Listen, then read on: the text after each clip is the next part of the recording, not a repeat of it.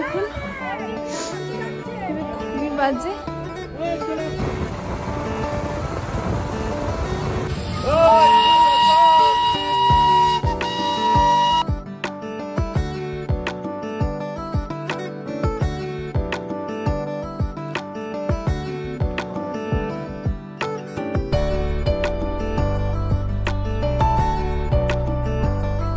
নমস্কার, কেমন আছো সবাই? আশা করি খুব ভালো আছো আর আমিও খুব ভালো আছি। আমি সঙ্গীতা আবারও চলে এসেছি নতুন একটা ব্লগ নিয়ে তোমাদের সামনে। এটা আমার দার্জিলিং ট্রিপের ব্লগ। আপলোড করতে একটু সময় লাগছিল, কিন্তু আমি আশা করব তোমরা একইভাবে আমাকে সাপোর্ট করবে। এটা আমার দার্জিলিংয়ের সেকেন্ড দিন। তো পাহাড়ের দ্বিতীয় দিন আমি কিভাবে কাটালাম সেটাই তোমাদের সাথে শেয়ার করব। পাহাড়ের দ্বিতীয় দিনের সকালটা অনেকটা ছিল এরকমই, দেখতেই পেলে আমি জাস্ট ঘুম থেকে উঠেছি। আর ঘুম থেকে উঠে এখন একটু ফ্রেশ আপ হয়ে চলে যাব ডিরেক্ট ব্রেকফাস্টে। আর ব্রেকফাস্ট তো করবোই, সাথে কি কি আইটেম আছে সেগুলোও তোমাদের সাথে শেয়ার করব। আর তারপরে অবশ্যই পুরো হোটেলটা তোমাদেরকে ঘুরিয়ে দেখাবো, যেমনটা আমি আগের ব্লগে বলেছিলাম। এই মুহূর্তে আমরা দাঁড়িয়ে রয়েছি রিসেপশনে, সেখান থেকেই জেনে নিচ্ছিলাম যে ব্রেকফাস্টটা কোথায় হচ্ছে। আর এখন আমি আছি সুমিত সুইটস হোটেল অ্যান্ড রিসর্টে। হোটেলটা খুবই সুন্দর আর খুবই লাক্সারিয়াস, সেটা তো তোমাদের সাথে শেয়ার করব। চলো তার আগে ব্রেকফাস্টে কী আছে সেটা দেখে নিই। প্রথমেই কিন্তু শুরু হচ্ছে একটা হেলদি জুস দিয়ে, যেমন অরেঞ্জ, সাথে তরমুজের জুস রয়েছে, সাথে চা কফি রয়েছে ঠান্ডার জায়গায়, আর রয়েছে ব্রিটানিয়া বিস্কিট, যেটা আমি ফার্স্ট টাইম কোনো হোটেলে দেখতে পেলাম। তারপর ফ্রুটস ছিল, কেক ছিল, আর একটা খুবই হেলদি জিনিস ছিল, সাথে টেস্টিও, সেটা একটু পরে বলছি। আর এখানে স্যান্ডউইচ, ওটস, মুসলি, দুধ, সমস্ত কিছুর সাথে সাথে ইডলি, সাম্বার, লুচি, পরোটা, তরকারি সব কিছু অ্যাভেলেবেল আছে। আর সাথে তো লাইভ কাউন্টার থেকে ধোসা, এগ পোচ বা অমলেট যা চাইবে সেটাই তোমাকে বানিয়ে দেবে। আর যে স্পেশাল জিনিসটার কথা বলছিলাম সেটা হচ্ছে ছোলা। অ্যাকচুয়ালি কাঁচা ছোলা বা সিদ্ধ ছোলা দুটোই অপশানে এখানে ছিল। সেগুলোকে যদি একটু যেমন ছোলা চাট করে খাওয়া যায়, এই সকালের হেলদি ব্রেকফাস্টটা কিন্তু একদম ডান হয়ে যায়, কারণ আমি সেভাবেই খেয়েছি। তো চলো খেয়ে নিই, তারপর আবার বাকিটা ঘুরিয়ে দেখাচ্ছি। ব্রেকফাস্ট করে জাস্ট বেরিয়েই এই জায়গাটাতে চলে এসেছিলাম, আর এখান থেকেই পুরো হোটেলটা তোমাদেরকে ঘুরিয়ে দেখাবো। একটু শুরুতেই নিশ্চয়ই বুঝতে পারছো হোটেলটা কতটা সুন্দর। তো চলো পুরোটা ঘুরিয়ে দেখা যাক।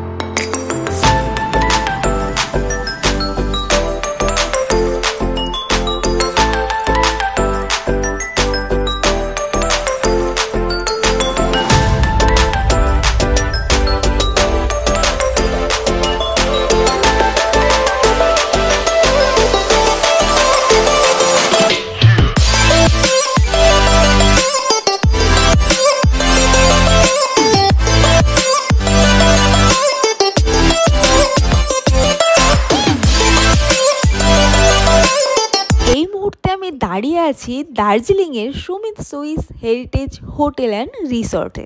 অ্যাকচুয়ালি এটা হেরিটেজ, খুবই সুন্দর, আর ডেকোরেশন দেখে বুঝতেই পারছো কতটা ক্লাসি।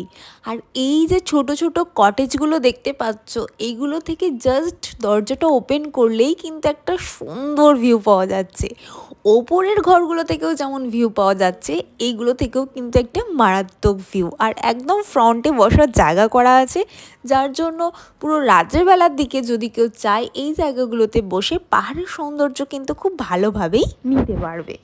এখানে কিন্তু একটা আলাদা করে গার্ডেন রেস্টুরেন্ট রয়েছে, সাথে সাথে এই হোটেলে কিন্তু রয়েছে স্পায়ের সুন্দর ব্যবস্থা, চাইলেই কিন্তু এটা করা যেতেই পারে। আর এখানে এন্ট্রান্স কিন্তু দুটো পয়েন্ট আছে, একটা এরকম আর একটা ছোট। তো এই জায়গাটাতে প্রচুর গাড়ি পার্ক করা রয়েছে, যেগুলো হোটেলের গাড়ি বা যারা ট্যুরিস্ট তাদের। আর এই দেখো পাহাড়ি রডোডেনড্রন, সত্যি এত অপূর্ব লাগে দেখতে। আর এই সময়টায় প্রচুর রডডেনড্রন হয়ে রয়েছে চারিদিকে বিভিন্ন কালারের। শুধু তাই নয়, গাছে রয়েছে, নিচে পড়ে রয়েছে, এত ভালো দেখতে লাগছে যে কি বলবো। আর কালকে রাতের দিকেও কিন্তু এদিকটায় আমরা এসেছিলাম, কিন্তু রাতে প্রচণ্ড কুয়াশা ছিল, মানে মেঘ ছিল, তো যার জন্য কিছুই বোঝা যাচ্ছিল না। তাই দিনের বেলা ভিডিওর জন্য আর নিজেদের চোখটাকে আরেকটু ভরিয়ে নেওয়ার জন্য এখানে কিন্তু চলে এসেছি। পাহাড় মানেই কিন্তু একটা আলাদা ভালোবাসা কাজ করে। আমরা যারা পাহাড় প্রেমী আছি তাদের তো অন্তত এটাই মনে হয়। তো সেখানে ঘুরতে এসে যদি হোটেল থেকে এরকম একটা সুন্দর ভিউ পাওয়া যায়, তাহলে মন কি চায় যে সাইড সিনে কোথাও যেতে? কারণ দেখতে তো এসেছি পাহাড়, আর সেটাই এখান থেকে যদি এত ভালোভাবে দেখতে পারি, তাহলে আর কোথাও যাওয়ার কি দরকার। কিন্তু ওই যে তোমাদেরকে সবটা ঘুরে দেখাবো বলেছি, তার জন্য এখানে আর একটুখানি থেকেই এই হোটেলের মধ্যে আর কি কি এক্সপ্লোর করার আছে সেটাও তোমাদের সাথে শেয়ার করি। চলো বাকিটাও তোমাদেরকে ঘুরিয়ে দেখাই। এখানে রয়েছে একটা ছোট্ট অ্যাকোয়ারিয়াম, আর এই অ্যাকোয়ারিয়ামটাকে ছাড়িয়ে গিয়েই কিন্তু এখানে রয়েছে প্রচুর অ্যাক্টিভিটির জিনিস, যেখানে রয়েছে এরকম ফুটবল থেকে দাবা, ক্যারম থেকে লুডো, টেবিল টেনিস থেকে ব্যাডমিন্টন, সমস্ত কিন্তু জিনিস এখানে রয়েছে। এই সমস্ত অ্যাক্টিভিটি করে তোমরা কিন্তু অনেকটা টাইম স্পেন্ড করতে পারো।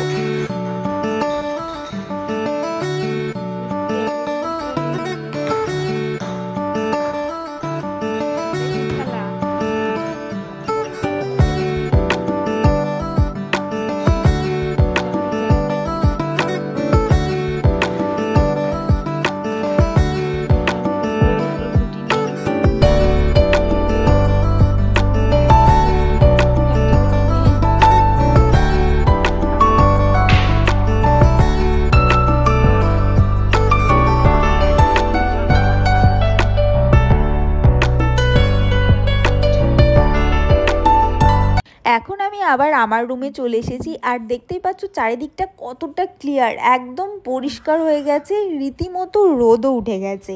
এবার আমার এই হোটেল থেকে চেক আউট করার পালা।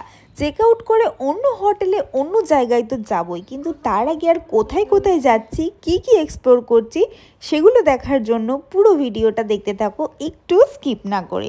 তো চলো এখন চেক আউটের প্রসেসটা কমপ্লিট করি, তারপর আবার দেখা হচ্ছে। দার্জিলিং এটা সেকেন্ড টাইম দার্জিলিং থেকে বিদায় নিচ্ছি।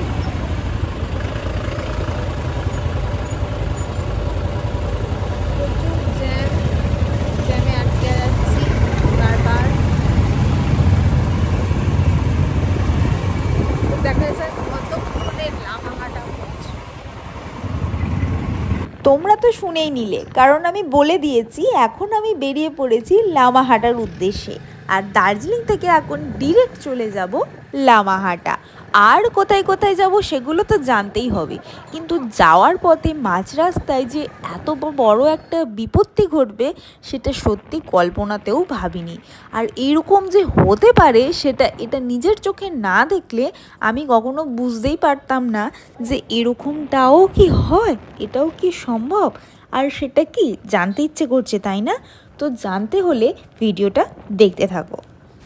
বেশ কিছুটা রাস্তা আসার পরেই হঠাৎ করে একটা বিশাল জ্যামে আটকে পড়েছি।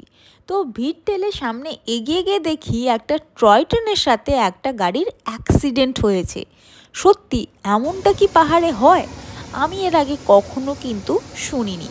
তোমরা কারা কারা আমার মতো এমনটা শোনোনি অবশ্যই কমেন্ট করে জানিও, আর যদি কেউ দেখে থাকো সেটাও কিন্তু জানাতে একদমই ভুলো না। তো অ্যাক্সিডেন্ট হয়েছে একটা গাড়ির সাথে ঠিকই, তবে পরপর গাড়িগুলোও কিন্তু প্রচণ্ডভাবেই ক্ষতিগ্রস্ত হয়েছে। তবে এটা ভেবে ভালো লাগছে যে সত্যি কোনো মানুষের কোনো ক্ষতি হয়নি। যাই হোক, এখানে প্রায় 40 মিনিট অপেক্ষা করার পর অবশেষে সমস্যার সমাধান মিটিয়ে টয় ট্রেন কিন্তু আমাদেরকে ছাড়িয়ে এগিয়ে চলেছে। আর টয় ট্রেনের ভিতরে বসে থাকা মানুষগুলো কিন্তু আমাদের উদ্দেশ্যে হাত নাড়ছিল, আর আমরাও তার অন্যথা করতে একদমই ভুলিনি।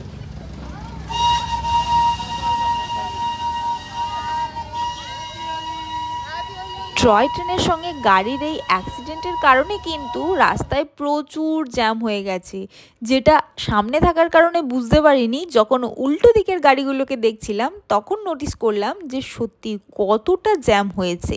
তো চলো আমরা সামনের দিকে এগিয়ে যাই। এই যে আবারও রডোডেনড্রন, আর সেখানে কুড়িয়ে নিচ্ছিল একজন পাহাড়ি মেয়ে। তো খুবই ভালো লাগছিল। আর তারপর সামনে এগোতেই দেখি একই অবস্থা, এতক্ষণ ছিল রোদ ঝলমলে একটা ওয়েদার, এখন জাস্ট সামনে 10 ফুটও দেখা যাচ্ছে না, মানে মনে হচ্ছে অন্ধকারের মধ্যে দিয়ে যাচ্ছি। আর প্রত্যেকটা গাড়ি কিন্তু তার হেডলাইট জ্বালিয়েই যাচ্ছে। আমি তো রীতিমতো ভয় পাচ্ছিলাম, আর সাথে এই ভিউটা তোমাদের সাথে শেয়ার করব বলেই কিন্তু ভিডিওটাকেও অন রেখেছিলাম। হঠাৎ করে ওয়েদার এমনই খারাপ হয়ে গিয়েছিল যে রীতিমতো বৃষ্টিও পড়ছিল, কিন্তু আমরা লাকি যে আমরা সেইভাবে বৃষ্টিতে ভিজিনি। তো যাই হোক, আমরা এখন পৌঁছে গেছি লামাহাটাতে। এখানে এসে আমাদের বাইকটাকে পার্ক করে দিয়েছি। আর দেখতেই পাচ্ছ ড্রেস পুরো চেঞ্জ হয়ে গেছে, কারণ যখন বেরিয়েছিলাম তখন তো রোদ ছিল, তাই সেই ঠান্ডাটা নেওয়া যাচ্ছিল, কিন্তু এই মুহূর্তে ঠান্ডাটা নেওয়া যাচ্ছে না। এই মুহূর্তে আমি আমার সঙ্গে ছাতা আর সানগ্লাস দুটোই ক্যারি করছি, বৃষ্টি পড়লে ছাতা, রোদ উঠলে সানগ্লাস, এটার জন্য। তো ওয়েদারটা দেখো ঠিক কীরকম হয়ে আছে, মানে পুরো মেঘে ভরে গেছে চারিদিক। তো যাই হোক, এবার যাব টিকিট কাউন্টারে, কারণ ভালোই লোকজন এখানে রয়েছে, তো লম্বা লাইন। টিকিট কাউন্টার থেকে টিকিটটা কেটে নিয়ে তারপর তোমাদেরকে নিয়ে যাচ্ছি লামাহাটা ইকো পার্কের একদম ভিতরে।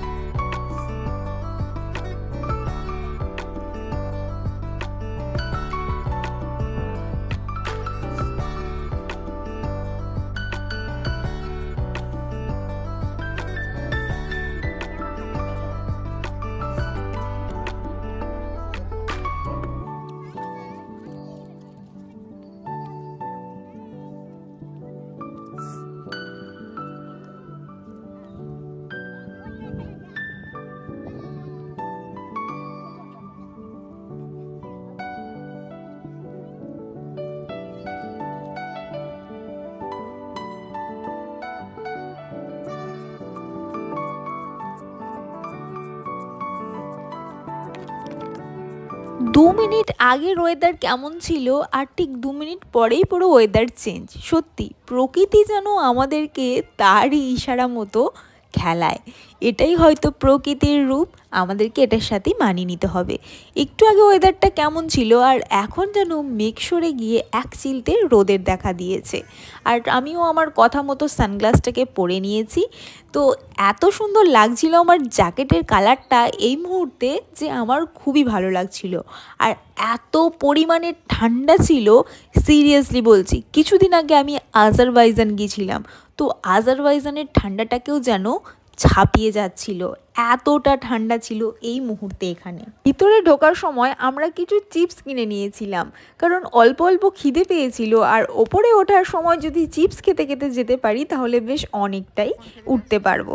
আর আমরা এটাকেই এনজয় করছিলাম। আর আমার টার্গেট ছিল ওই দূরে ওয়াচ টাওয়ারটাতে যাওয়ার, সেখানে তো যাবই, তারপর আরও কতটা যেতে পারি সেটাই দেখার।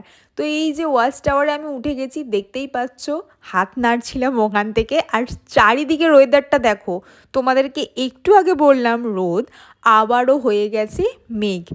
এত মেঘ, এত ঠান্ডা, এত সুন্দর একটা ওয়েদার, জাস্ট বলার ভাষা নেই। আর এই যে ওপর থেকে হোলি সেলিব্রেট করছিল এইভাবেই, কারণ ছিল সেদিন হোলি। তো সবাই রিলস ভিডিও এই সমস্ত বানাচ্ছিল। লামাহাটায় আছে এই মুহূর্তে। ওয়েদার প্রচণ্ড খারাপ, একরকম ড্রেস আপ করে এসেছিলাম, আবার চেঞ্জ করে নিতে হলো ওয়েদারের জন্য। বৃষ্টি পড়ছে, মেঘ পড়ছে, মাথায় মেঘ, মেঘ পড়ে,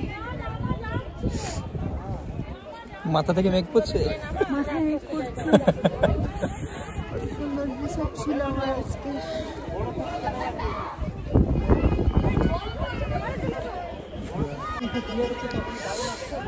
একটুখানি ক্লিয়ার হয়েছে এখন, খুবই বাজে। এখান থেকে করতে হবে।